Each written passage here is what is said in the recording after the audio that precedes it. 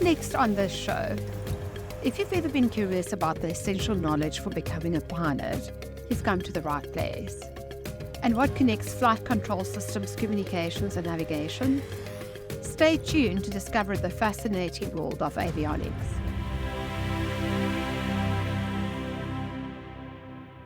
Good evening and welcome to our show, Shepherd Sofa, the Mpumalanga edition. Before we begin, I would like to acknowledge the traditional owners of this land and pay my respects to the elders, past, present, and emerging. I'm thrilled to be hosting the show, and tonight with me on the sofa is Philip Cope from Sapphire Blue. Welcome, Philip. Evening, thanks for having me. Thank you. Philip, Sapphire Blue, where did it all start? I think like any aviation company, it starts with a dream of being in the air. So, you know, a lot of people dream it and some of us get the privilege to live it.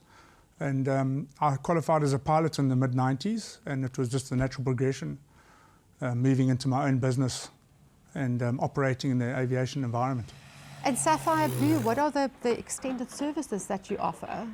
Well, we've got a company called the Hover Group of companies, and Sapphire Blue is one of them. And our main core business started training people, teaching people to fly.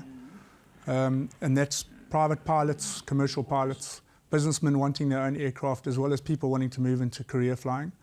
So that's where we started, and we've moved into aircraft ownership, aircraft management. We do charter flying, scenic flying. We do a lot of security work. So we do absolutely everything in aviation. The one thing we don't do is maintenance. Which I'd like to do, but I think it's important to keep that outsourced, as it'd be a conflict of interest if we did our own maintenance. And pilot of what? What are you piloting? Myself, I'm a helicopter commercial pilot, helicopter instructor, and I have been since '95. And I'm a commercial airplane pilot, and I'm not an instructor, but I've got an instrument rating and a night rating in aircraft flying. So I fly my own airplanes and helicopters. And your hangars, where are those? My main hangar is Nelspruit Airfield. We've got a 1,000 square metre hangar on the airfield with helipads and fixed wing access. And then I've got a hangar in Benoni in Johannesburg, which is just outside of the Johannesburg CTR.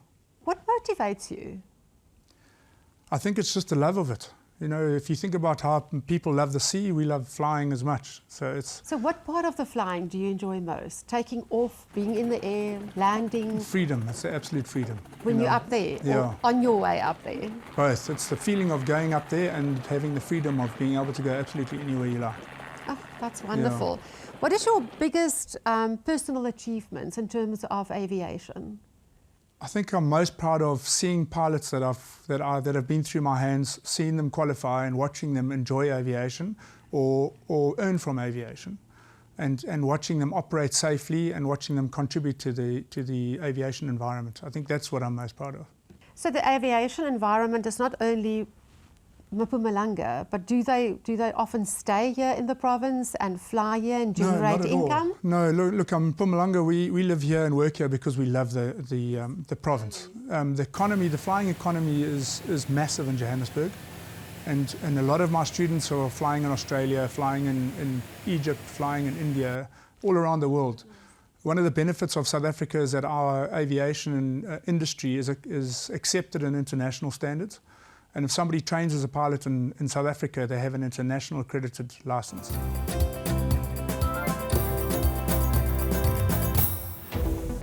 After our conversation with Philip Cope, we were eager to explore the prerequisites for flying. Joining us is Justin Greef, a seasoned pilot instructor who will shed light on the necessary qualifications. For students who want to learn how to fly, you don't need a matric or anything in particular. You need to be 16 years old to start your training for your private pilot license. It will start off with getting a Class 2 medical. Then we start with ground briefings and the flying part, and we can do it all together as well as your exams. So you've got 8 subjects that you need to write.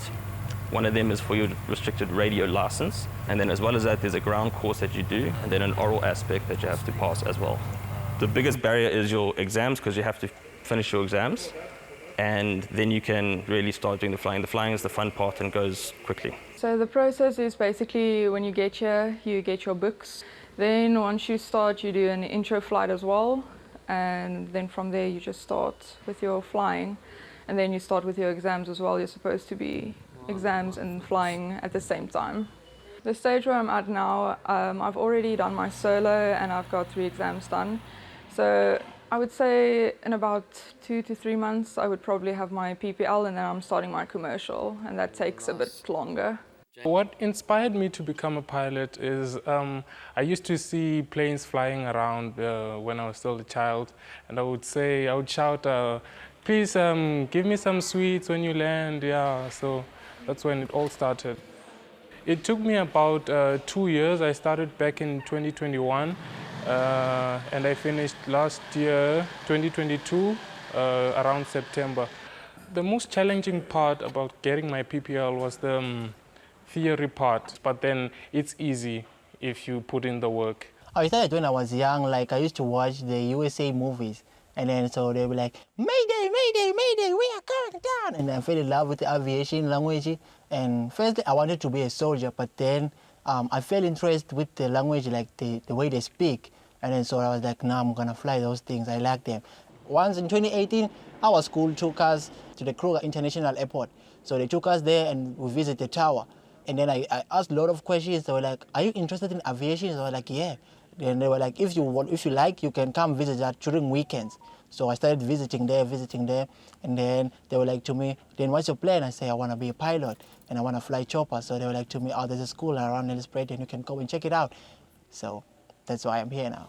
Now, let's introduce you to a remarkable woman who plays a vital role in installing engine controls, flight control systems and fuel systems, essentially the world of avionics.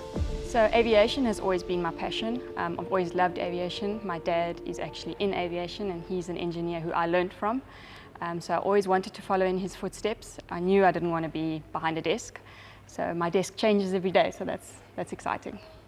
We specialize in the avionics. So we will do everything that the pilot sees and uses, from communication, navigation, autopilots, weather, anything that's inside the cockpit we can upgrade, install and repair.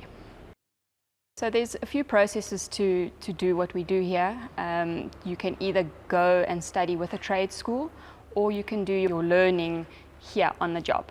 So then you would do on-the-job training for 3 years, go write a trade test, so you have to write exams, and then you come back and you do another 2 years before you can get your license. Your license is issued from the South African Civil Aviation Authority, and it's renewed every 2 years. So they make sure that you keep current, you keep learning, and you stay abreast of what's happening in aviation. It's a very fast-moving industry, especially avionics. It's gone from a lot of analog equipment to very digital, so it's very, very fast-moving. It's always interesting for me to ask a pilot. I mean, normally they tell you that they're a pilot, not true. Yes, I do.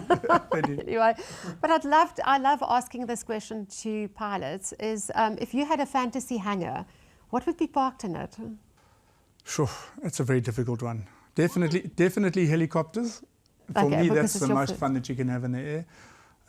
But I think we all yearn towards the old warbirds and the old aircraft, and I think it's got a lot to do with our upbringing and the movies and the influences that we have. For me, it would be a helicopter called a Gazelle, which is a French and a British collusion on a gunship that they've got. And I had one once before, but I buy and sell helicopters, so unfortunately it got sold. And there's a little aeroplane called a Tiger Moth, which is a little bow wing built in the 40s. It was an old trainer for the war pilots. Beautiful, beautiful airplane. Made of wood and canvas, absolutely stunning. Yeah. So you definitely tend more towards the classical side of aeroplanes. Yeah, absolutely. So would I. I definitely do. Yeah. Philip, thank you very much for joining us tonight at Shepherd Surfer. I've learned a lot from what is happening in aviation here in Mpumalanga. Thank you very much. Great speaking to you.